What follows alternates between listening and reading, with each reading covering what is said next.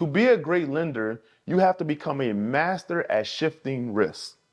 I want to show you how the conversation goes between the lender and the borrower when the borrower has a potential deal. Here's the scenario. Meet the lender, Elridge, and meet the investor, Corey. Corey wants to buy a duplex to keep as a rental property. His plan is to fix up the property and refinance us out in 12 months. After about 10 minutes of talking, here's how the conversation in a thought process went. How are you doing today, Corey? I'm doing great. How about yourself? I'm doing great as well. Enough of the pleasantries. How can I help you? I need to borrow $130,000, Elridge. The property is worth $90,000 in as-is condition. Right. And I'm buying it for $70,000. And once I put about $50,000 in it, it would be worth $200,000. If you like this video, subscribe to the channel and also leave a comment. Back to the conversation. So Corey, do you have any other collateral besides the home you're willing to pledge? He has good financials. I really want to tie everything up to make this a secure deal for me and my capital partners. He did mention he was new to real estate and he only did one deal. What else can I ask this guy to make my loan more secure? I do have a single family property and I own it free and clear. Does this work? That should definitely do it. I think we could work with that, Corey. If you're willing to pledge that property as collateral, I think we could get this done. Your financials are good. It's just you only renovated one property, so the experience is a concern. I know you're buying at $70,000.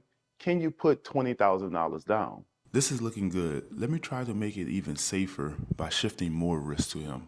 I already shifted a lot of risk to him. With $15,000 worth? I have the money, but I didn't want to use my cash. But if this is what it takes to make a deal, let's do it. Give me 1 second. Let me see what I could do. Should I have just put the $20,000 down? I do have the money. Why I always want to negotiate? I think I would just let him know I have the $20K.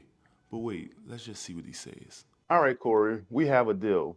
But we will have to charge you 1 extra point because you only could put the $15,000 down. Okay, we have a deal. This conversation displays the tug of war between the lender and borrower. As you can see, the ultimate goal for the lender is to shift all of the risk to the borrower.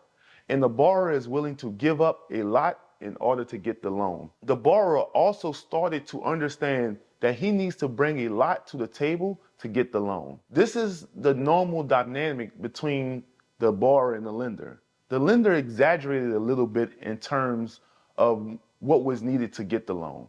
Although this makes a good deal for the lender. The less risky the deal is, the more willing the lender will be. You heard that saying.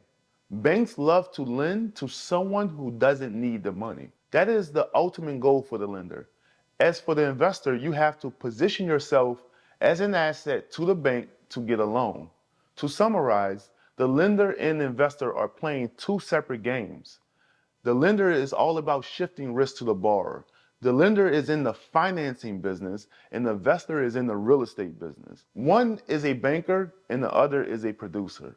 Guys, if you like this video, subscribe to the channel.